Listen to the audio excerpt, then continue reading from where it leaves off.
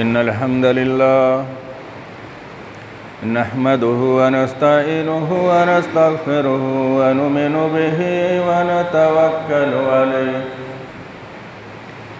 व नऊज़ु बिल्लाहि मिन शुरूरि अनफुसिना व मिन सय्यिआति अमालिना वमन यहदिहिल्लाहु फला मुदिल्ल लहु व मन युद्लिल फला हादिय लहु व अशहदु अन ला इलाहा इल्लल्लाहु वहदहु ला शरीका लहु व अशहदु अन्न मुहम्मदन अब्दुहु व रसूलुहु अम्मा बाद फ़इन्न खैरल हदीस किताबुल्लाह व खैरल हदी हदी मुहम्मदिन सल्लल्लाहु अलैहि वसल्लम व शर्रल उमूरि मुहदसातुहा व कुल्ल मुहदसतिन बिदअह व कुल्ल बिदअतिन ज़लालह व कुल्ल ज़लालतिन फिन्नार फ़अऊज़ु बिल्लाहि मिनश शैतानिर रजीम बिस्मिल्लाहिर रहमानिर रहीम या अय्युहल्लज़ीना आमनु तक़ुल्लाहा हक़्क़ तुक़ातिहि व ला तमूतुन्ना इल्ला व अंतुम मुस्लिमून या अय्युहन्नासु इत्तक़ू रब्बकुमुल्लज़ी ख़लक़कुम मिन नफ़्सिन वाहिदा व ख़लक़ मिनहा ज़ौजहा व बस्स मिनहुमा रिजालन कसीरन व निसाअ वत्तक़ुल्लाह अल्लज़ी तसाअलून बिही वल अर्हाम इन्नल्लाह काना अलैकुम रक़ीबा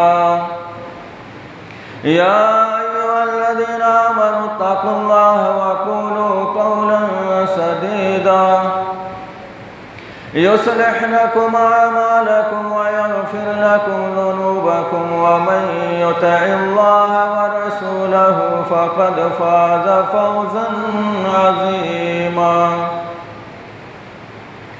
क़ाल अल्लाहु तबारक व तआला फ़ी कलामिहिल मजीद वल फ़ुरक़ानिल हमीद इन्ना कफ़ैनाकल मुस्तहज़िईन सुब्हानक ला इल्म लना इल्ला मा अल्लमतना इन्नका अंतल अलीमुल हकीम रब्बि इश्रह ली सदरी व यस्सिर ली अमरी वहलुल उक़दतम मिन लिसानी यफ़क़हू क़ौली रब्बि ज़िदनी इल्मा अल्लाहुम्मा रब्बि ज़िदनी इल्मा। मोहतरम हाज़रीन जुमा,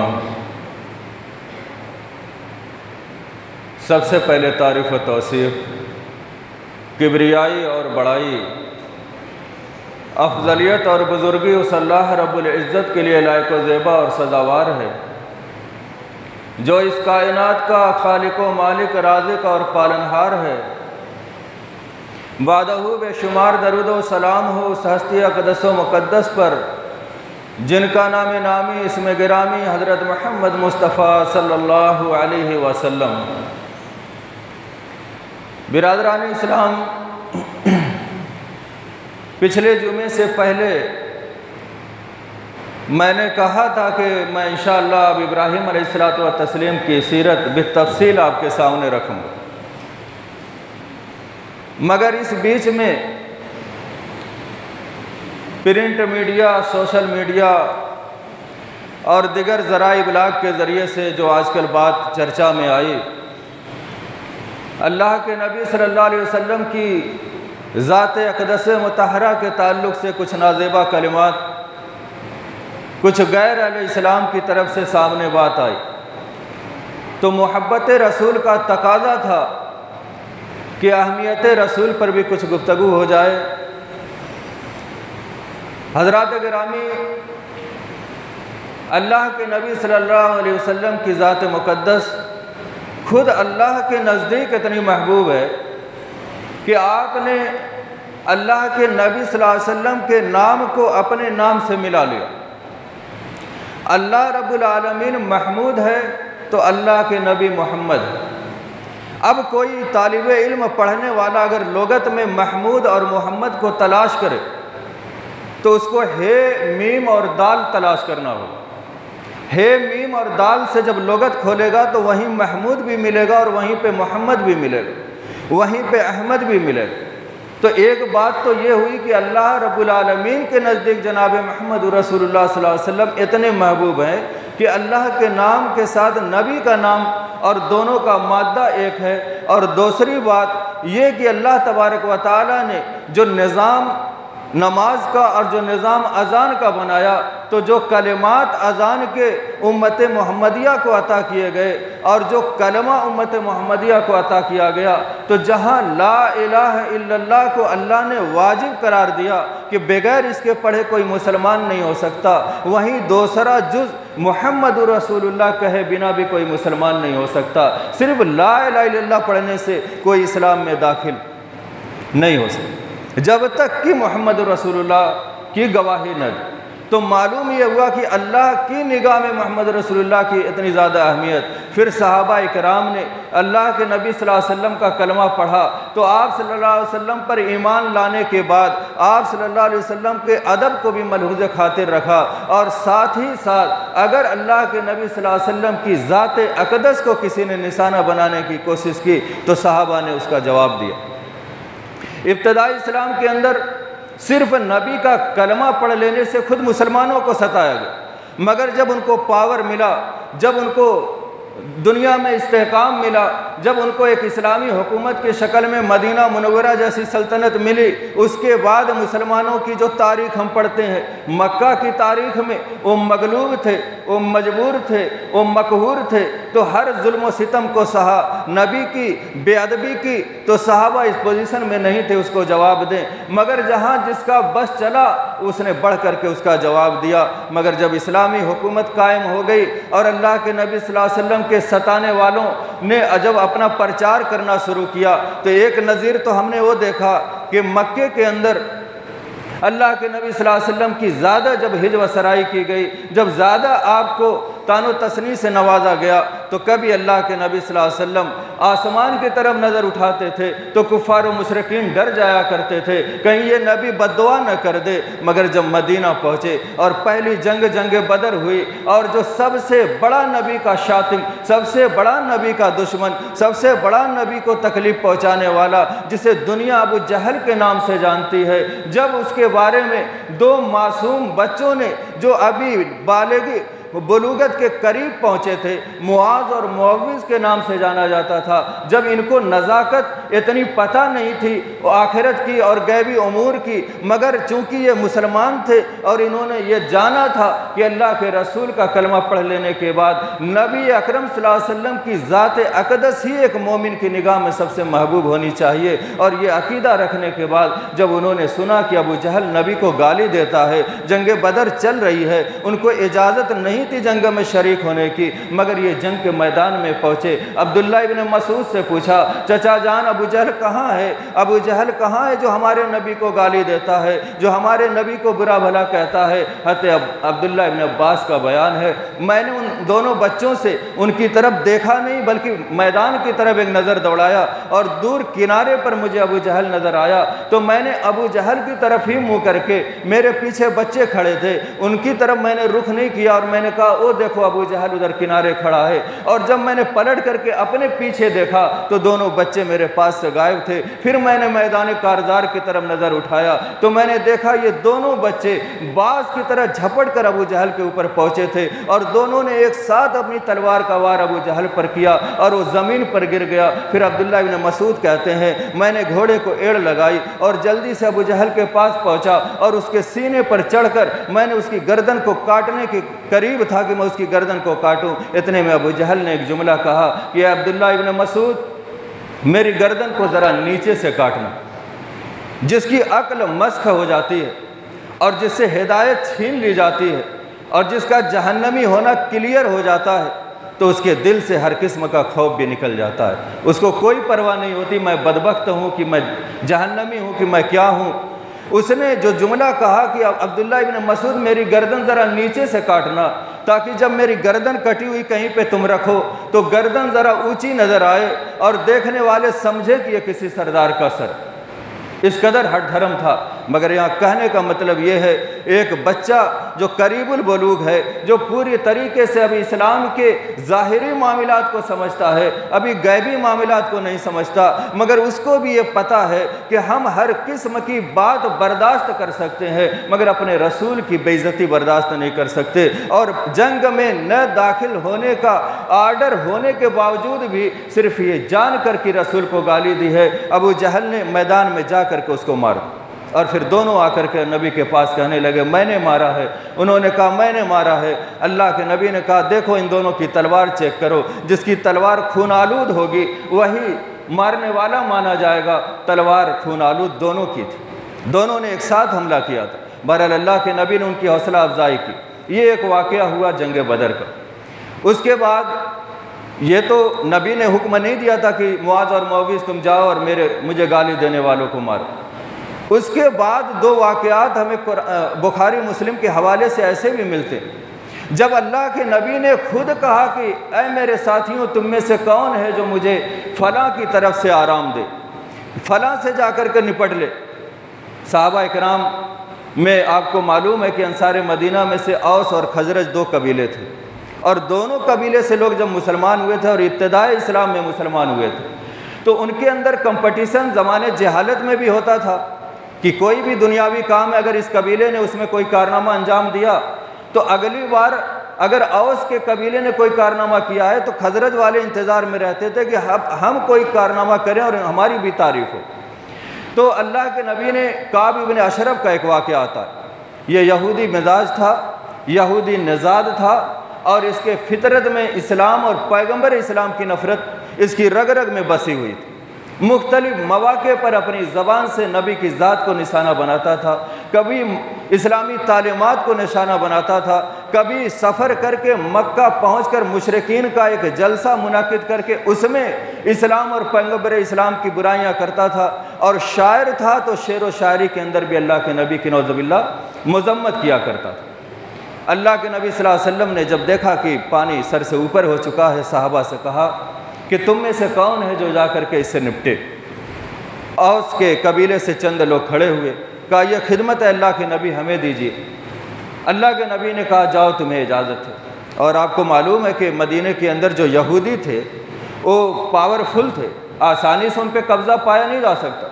उनके किले ऐसे ऐसे थे कि अगर उनको मुहासरा करके उनको मारने की कोशिश की गई तो आप पढ़ने वालों ने मालूम है और लिखने वालों ने लिखा है कि 3-3 महीने लग जाते थे उस किले को महसूर किए हुए और उस पर कब्ज़ा करने।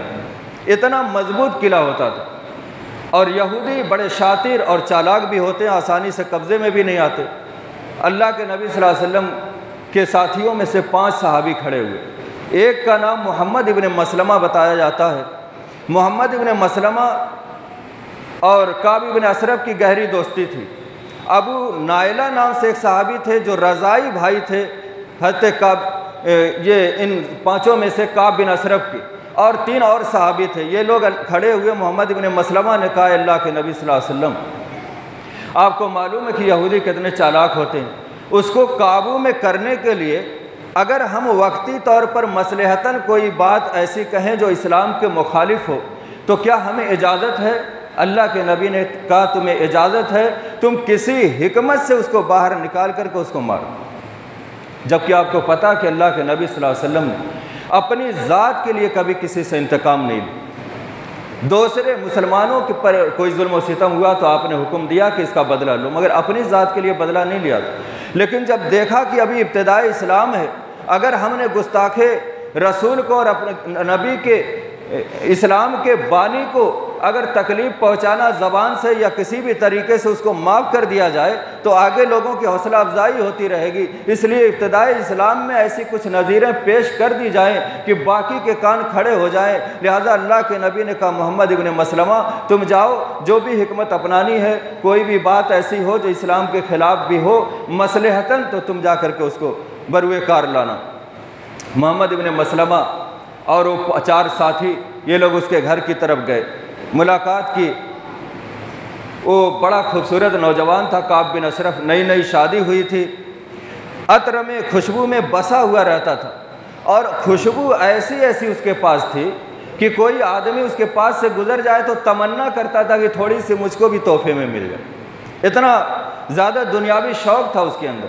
हज़रत अबू नाइला का बयान है कि पहले मैंने अपनी रज़ाती भाई जो था, रज़ात दूध शरीक भाई, उस रिश्ते का फ़ायदा उठाया। मैं घर में गया और मैंने कहा कि देख रहे हो तुम पैगंबर इस्लाम का कि हमारे ऊपर क्या क्या लागू कर रहे हैं, कभी रोज़ा फ़र्ज़ है, कभी ज़कात फ़र्ज़ है। अब उसको मौका मिला, उसने कहा मैं समझा रहा था तुम लोगों को कि उसकी बातों में मत आना, और ऐसे करके धीरे धीरे उसका एतमाद हासिल किया। ये चले आए। उसके बाद मोहम्मद इब्न मसलमा गए और उन्होंने उनसे मुलाकात की, बहुत सारी बातें इस्लाम के ताल्लुक़ से ये तासुर दिया कि इस्लाम के ज़रिए से हमारे ऊपर ज़्यादती हो रही। वो खुश हो गया। उसके बाद कहा कि हम तुम्हारी कुछ मदद चाहते हैं। कहा क्या मदद चाहते हो? कहा कि हमको 5 वसक गल्ला चाहिए, हमारे इस वक्त कुछ इक्तिसादी हालत ख़राब चल रही है, अनाज की कमी। उसने कहा मैं गल्ला ऐसे तो नहीं दूंगा। यहूदियों का मिजाज होता है कि उनके यहाँ कर्ज नाम की कोई चीज़ नहीं होती। अगर आप उनसे कोई फ़ायदा लेना चाहते हैं, 1 रुपया भी आप मांगेंगे तो आपसे 1.5 रुपया वापस लेंगे। और दुनिया में सूद ये यहूदियों ने ही फैलाया। तो कहा कि मैं ऐसे तो नहीं देने वाला। तो मोहम्मद इब्न मसलमा ने कहा कि बदले में तुम्हें क्या चाहिए? और यहूदी बेहयाई में भी अपनी मिसाल आप हैं और बातें भी ऐसी करते हैं और माहौल भी ऐसा बनाते हैं। कहा कि बदले में क्या रखा जाए रहन के तौर पे? तो काब इब्न अशरफ ने कहा कि तुम अपनी औरतों को मेरे पास रखो। होना तो ये चाहिए था कि उसी वक्त तलवार निकाल करके और उस पर झपट पड़ते, मगर चूँकि आसान नहीं था, उसके पहरेदार खड़े होते थे और हिकमत से काम करना था, बर्दाश्त कर लिया और कहा काब इब्न अशरफ ये हमारे लिए बेगैरती की बात होगी। दुनिया हमें ताना देगी कि 5 वसक गल्ले के लिए, चंद कुंटल अनाज के लिए इन्होंने अपनी औरतों को गिरवी रख दिया। तो कहा फिर बदले में अपने नौजवान लड़कों को मेरे पास रख दो। कहा कि तब भी आने वाली नस्ल ताना देगी हमारे बच्चों को, नौजवानों को, कि तुम वो आदमी हो कि तुम्हारे आबा व अजदाद ने तुमको चंद कुंटल गल्ले के लिए गिरवी रख दिया था। तो कहा फिर क्या शक्ल होगी? कहा ऐसा करो कि हथियार रख लो, हमें 5 वसक गल्ला हमें दे दो और बदले में हमारे हथियार तुम जमा कर लो। इस पे वो राज़ी हो गया, चलो गल्ला ही सही, हथियार ही सही। हथियार रख लिया और गल्ला लेकर के उससे वापस आ गए। अब ये 5 सहाबी चले आए और फिर वापस गए और बाग के किनारे रात के वक्त में 4 को रोका और मोहम्मद इब्न मसलमा अंदर गए। बाज़ रिवायत के मुताबिक अबू नाइला रज़ियल्लाहु अन्हु अंदर गए और आवाज़ दी, अय रज़ाई भाई, हम आपसे मिलने के लिए आए। कहा आ जाओ। फिर कहा नहीं, आप ही बाहर आ जाओ। अब वो बाहर आने लगा। जैसे ही बाहर कदम उठाया, उसकी बीवी ने कहा कि काब कहाँ जा रहे हो? ये जो आवाज़ आई, इस आवाज़ से मुझे खून की बू आ रही। कहा तुम बेवकूफ़ औरत हो, हम जैसे बहादुरों को खून और तलवार की बातों से डराने की ज़रूरत नहीं है। हमें जब बुलाया जाता है तो हम जान हथेली पर रख करके जाते हैं। वो अपने फ़ख्र व गुरूर की बातें करता हुआ बाहर निकला। इधर प्लानिंग ये थी, अबू नाइला या मोहम्मद इब्न मसलमा, दोनों रिवायतें हैं, इन्होंने कहा था कि जब हम बाहर लाएंगे तो हम उसकी तारीफ़ करेंगे, आपकी जुल्फ़ें कितनी अच्छी हैं, आपने जो खुशबू लगाई है कितनी बेहतरीन है, और मैं बार बार उनसे इजाज़त मांगूंगा कि काब अगर इजाज़त हो तो मैं आपके सर से खुशबू सूंघ लूँ। तो मैं 2-3 बार उनके सर को पकड़ के सूंघूंगा और फिर तुम लोगों से कहूँगा देखो तुम लोग भी सूंघ करके देखो, तुम लोग भी सूंघना। और चौथी बार में मैं अच्छी तरीके से उसको पकड़ लूँगा, फिर एक साथ उसको कैफर किरदार तक पहुँचा देना। कहा कि वो बाहर निकला और मैंने वक्त के हिसाब से जो तरीका था सलाम का वो मैंने किया और उनको साथ अपना बातें करते हुए आगे बढ़ने लगे। घर से बाहर बाग था, बाग के सहन में चलने लगे। मैंने तारीफ़ शुरू की, आपके बदन से जो खुशबू आ रही है ऐसी खुशबू तो मैंने कभी नहीं सुनी। अब वो और सीना चौड़ा कर रहा है, खुश हो रहा है। और तारीफ़ पसंदी है इंसान की बहुत बड़ी कमज़ोरी। हर चंद इंसान होंगे जो इस भर्रे में नहीं आते, वरना अक्सर व बेशतर आदमी कैसे भी बेअदबी अंदाज में आपसे बात करता और चंद बातों में उसकी तारीफ़ कर दीजिए, वो फिर बकरे के बच्चे की तरह आपके पीछे पीछे घूमता नजर आएगा। ये बहुत बड़ी कमज़ोरी। तारीफ़ किया, ऐसी खुशबू मैंने कभी नहीं सूंघी, जैसी आपकी जुल्फ़ है, जैसे आपके बाल हैं, ऐसे बाल कभी नहीं देखे। और फिर कहा अगर इजाज़त हो तो मैं बाल सूंघ लूँ, और प्लानिंग के तहत पहली बार बाल सूंघ करके छोड़ दिया। फिर चलने लगे, फिर बात करने लगे। अब करीब जहाँ पर सहाबा इकराम पहले से थे वहाँ पहुँच गए, आवाज़ दी आप लोग भी आ जाओ, और कहा कि इजाज़त हो तो मैं बाल सूंघ लूँ। फिर उनके जुल्फ़ में नाक लगाई और सूंघा और कहा आओ तुम लोग भी सूंघो। वो लोग भी आए, सूंघ करके कहा ऐसी खुशबू तो कभी नहीं सूंघ। बहुत खुश हुआ और 5वीं बार उसको पकड़ा, बाल को सूंघते सूंघते और गर्दन दबोचे, और फिर एक ही साथ वार किया है। तो कई जगह उस पर और ऐसी चीख मारी कि तारीख़ में भी लिखा है, सीरत की किताबों में भी लिखा है कि ऐसी चीख मारी कि ऐसी चीख किसी मरने वाले ने आज तक नहीं मारी थी। सारे किलों पर फ़ौरन रोशनी हो गई, जहाँ जहाँ भी आवाज़ पहुँची होगी। उसके बाद सहाबा ने अच्छी तरीके से उसको पकड़ा और ज़मीन पर पटक करके उसको बाकायदा कत्ल कर दिया, और वापस आकर के अल्लाह के नबी को ये खबर दी। अल्लाह के नबी सल्लल्लाहु अलैहि वसल्लम ने फ़रते खुशी में एक तकबीर का नारा बुलंद किया। तो ऐसे मौके पर जहाँ पर जोश और ऐसी कोई बात आ जाए, वहाँ पर नारे तकबीर की सदा बुलंद करना जायज़ है। चूँकि ये बात इसलिए ज़िमनी तौर पे मैंने रख दिया कि जब हम लोग छोटे थे और बचपन में हाजी लोग जाते थे तो एक सिलसिला था कि नारा लगाया जाता था, नारे तकबीर बुलंद की जाती थी, और सारे लोग उसके जवाब में नारा लगाते थे। बाद में उसको बिदअत करार दे दिया गया। मगर हकीकत है कि सहाबा से ये तो साबित ही नहीं कि हाजी जाते हों तो इस तरीके से मजमा लगता हो और वहाँ तक पहुँचाते हों, और ऐसा कोई माहौल भी सहाबा के दरमियान नहीं मिलता कि हाजी लोग की ही सब लोग दावत करते हों, या हाजी लोग निकलने से पहले ही महल्ले में वलीमे की तरह दावत करते हों। ये हमारा बर्र सगीर में बनाया हुआ एक तरीका है। सहाबा के भी रिश्तेदार होते थे, सहाबा की भी ससुराल होती थी, सहाबा के भी दोस्त अहबाब होते थे, सहाबा के भी पड़ोसी होते थे, मगर ऐसी कोई मिसाल नहीं मिलती। हाँ, जो उनके यहाँ असल चीज़ थी वो ये थी कि एक दूसरे से माफ़ी तलाफ़ी कर लेते थे। कोई किसी को नाराज़ करके हज के लिए नहीं जाता था। एक दूसरे के अगर उनको एहसास है कि कोई हुकूक तलफ़ी हो गई है तो माफ़िया मांग लेते थे। इस चीज़ पर उनके यहाँ फोकस था। मगर हमारे यहाँ दावत खाने और खिलाने पर पूरा जोर है, माफ़ी मांगने और सफाई सुथराई करने पर इस पर कोई फोकस नहीं कि मुझसे गलती हुई हो तो तुम माफ़ कर देना। हाँ, रस्मन आखिरी जुमा जो जाने से पहले होता वो खड़े हो जाते हैं और कहते हैं भाई सब लोग मुझे माफ़ कर देना, मैंने तुम्हें माफ़ कर दिया। अब पता नहीं सामने वाले ने माफ़ किया है कि नहीं किया। एक रस्म बनी हुई है और चल रही है। ये मेड इन इंडिया तरीका है, ये इस्लाम से और सुन्नत से ये तरीका है। बहरहाल इसमें इस्लाह की ज़रूरत। तकबीर ये साबित हो गई जोश के मौके पर। इसी तरीके से जंगो जिहाद के अंदर क्यों कोई ख़ास मौका है तो तकबीर लगाया करते थे। कोई मुसलमान हुआ है तो सहाबा इकराम तकबीर लगाया करते थे। तो जो जगहें साबित है वहाँ पे तकबीर बोली जाएगी, जो साबित नहीं वहाँ पे खामोशी ही बेहतर है।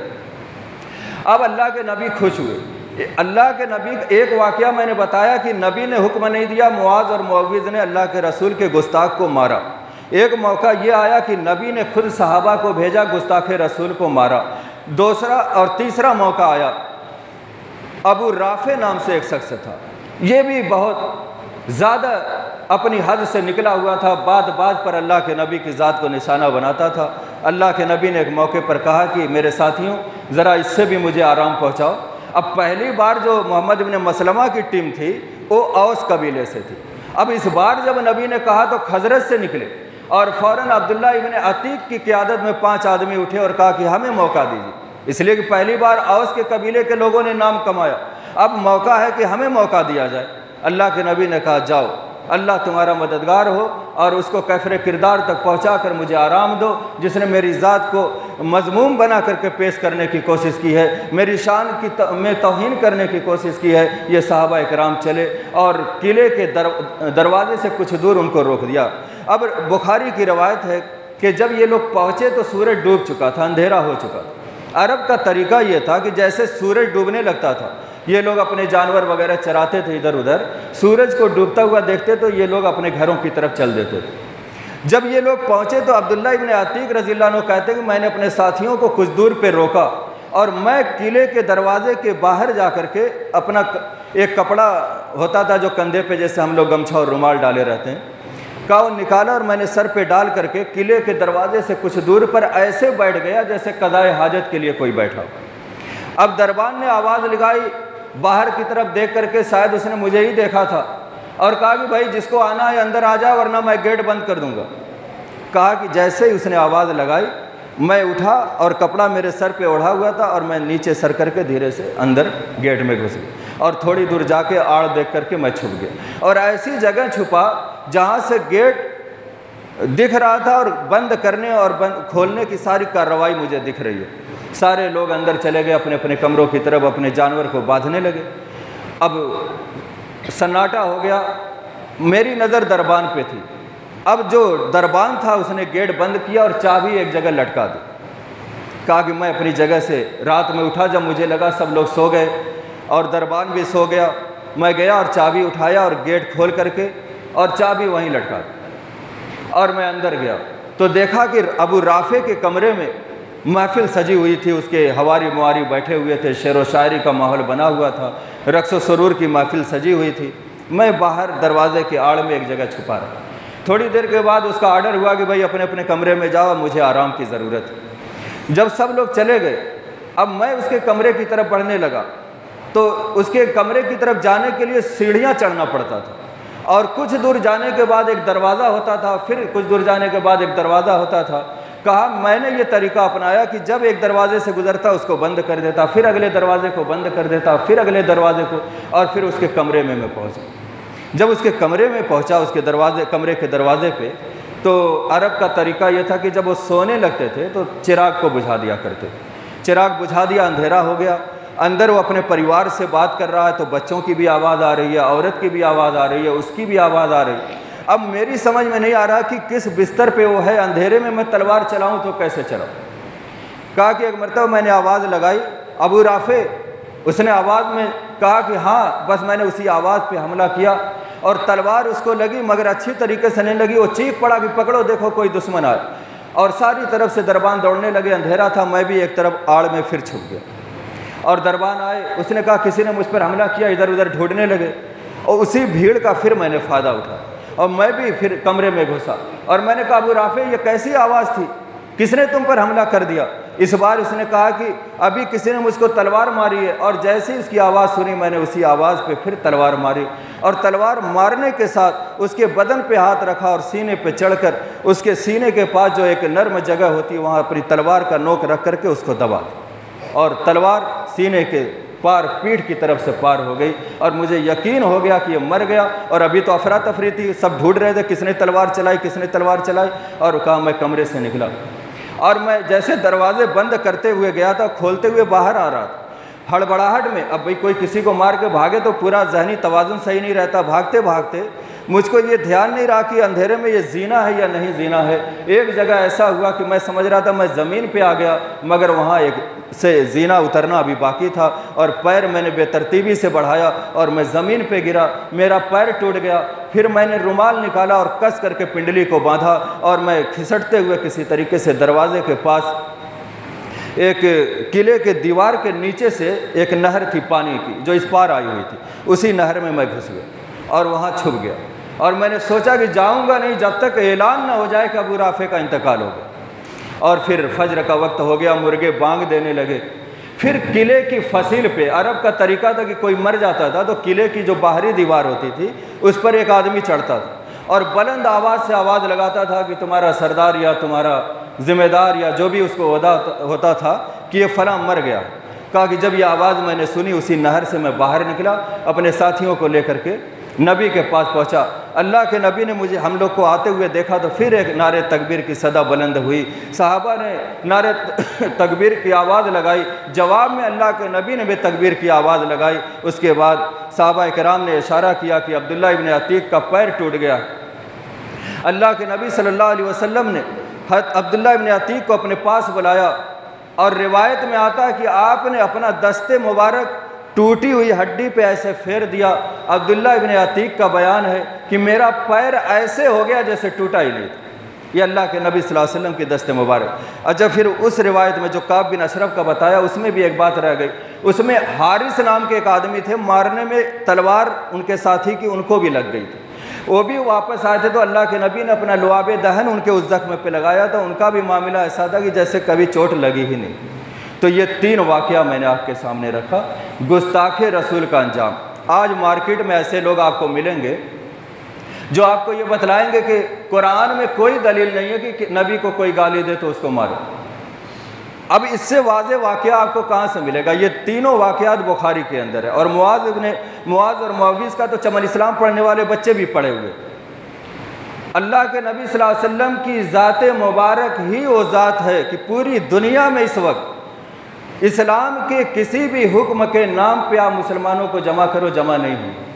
मगर अल्लाह के नबी सल्लल्लाहु अलैहि वसल्लम की ज़ात की बात आ जाए, आपकी ज़ात को कोई निशाना बनाए, तो मैं दावे के साथ कहता हूँ कि शराबी भी फ़ौरन तैस में आकर के खड़ा हो जाएगा कि मुझे बताओ कौन है, मैं उसको मारने के लिए तैयार हूँ। जुआरी को भी ये पता चल जाए, अगर वो मुसलमान है, जुए का आदी है, मगर पता चल जाए मेरे नबी को किसी ने बुरा कहा है, उसका ईमान जोश में आ जाएगा और इस बात पे आमादा हो जाएगा कि मुझे दिख जाए तो मैं उसको कैफरे किरदार तक पहुँचा दूँ। बदअमल से बदअमल मुसलमान को उठा करके लाओ और धीरे से उसके कान में बता दो फला आदमी ने अल्लाह के रसूल को बुरा कहा है। वो फ़ौरन बैठा हुआ इंसान खड़ा हो जाएगा और मरने के लिए तैयार हो जाएगा। तो पता चला कि आज के इस दौर के अंदर, इस गए गुजरे दौर के अंदर भी अगर इत्तिहाद बैनुल मुस्लिमीन अगर कोई चाहता है तो कोई भी उसके पास तरीका अपना ले, फेल हो जाएगा। सिर्फ एक तरीका है और वो ये है कि मोहब्बत रसूल पर सब जमा हो सके। बहरहाल वक्त जुमे का ख़त्म हो चुका है। जो मुझे मौजू रखना था वो ये है कि अल्लाह के रसूल सल्लल्लाहु अलैहि वसल्लम की ज़ात अक़दस के सिलसिले में हमें जो हुक्म दिया गया है कि अल्लाह के नबी पर ईमान, अल्लाह के नबी से मोहब्बत, और अगर कोई उनको बुरा भला कहे तो उसका दिफा करना ईमान का हिस्सा है, वाजिब है। ताकत रखते हो तो हाथ से, नहीं रखते हो तो उसके लिए कोई प्लानिंग, कोई मशवरा करके। और हिंदुस्तान के अंदर अगर ऐसी कोई बात आती है तो आपको पता है कि हर शख्स को रोड पे आने की ज़रूरत नहीं है। मुस्लिम परसनल्लाह के शक्ल में एक कमेटी है, उलमाए हिंद के नाम से एक कमेटी है, उनके तक बात पहुँचेगी और कानूनी तौर पर उस शख्स को सज़ा दिलवाने का मुतालबा किया जाएगा और कसरत से दरूद पढ़ने का इंतज़ाम किया जाए। कसरत से दरूद पढ़ने का इंतज़ाम किया जाएगा। सिर्फ अपने मोबाइल में स्टेटस लगाने से आई लव मोहम्मद सल्लल्लाहु अलैहि वसल्लम और मुख्तलिफ़ किस्म के स्टेटस लगाने से मोहब्बत रसूल का तकाजा पूरा नहीं होगा। जो बेअमल है वो अमल की तरफ आ जाए, जो सिर्फ रसूल के मोहब्बत का दावा करता है वो इताअत रसूल का भी दम भरने लगे। इस तरीके से अपने अंदर तब्दीली पैदा करो और कसरत से दरूद पढ़ो। और दुश्मनान इस्लाम के लिए फिर बद्दुआ भी करनी ज़रूरी है, जिसको कुनूत नाज़िला की शक्ल में। जब हम बेबस हैं बदला लेने से तो फिर सिवाय कुनूत नाज़िला के कोई शक्ल नहीं है। अल्लाह से दुआ कि अल्लाह रब्बुल आलमीन हर तौहीन रसालत करने वाले शख्स को इस दुनिया में ही कोई ऐसी सज़ा दे कि लोगों के लिए इबरत बन जाए। अल्लाह हमें मोहब्बत रसूल के साथ साथ इताअत रसूल का भी दम भरने की तौफ़ीक़ अता फरमा। अल्लाह जब तक हमें दुनिया में ज़िंदा रखे, ईमान इस्लाम पर ज़िंदा रहे, और जब हमारी रूह कफ़ से उनसरी से परवाज़ करे तो अल्लाह हमारी ज़ुबान पर कलमा ला इलाहा इल्लल्लाह मुहम्मदुर रसूलुल्लाह जारी हो। व आखिरु दावाना अनिल हम्दुलिल्लाहि रब्बिल आलमीन।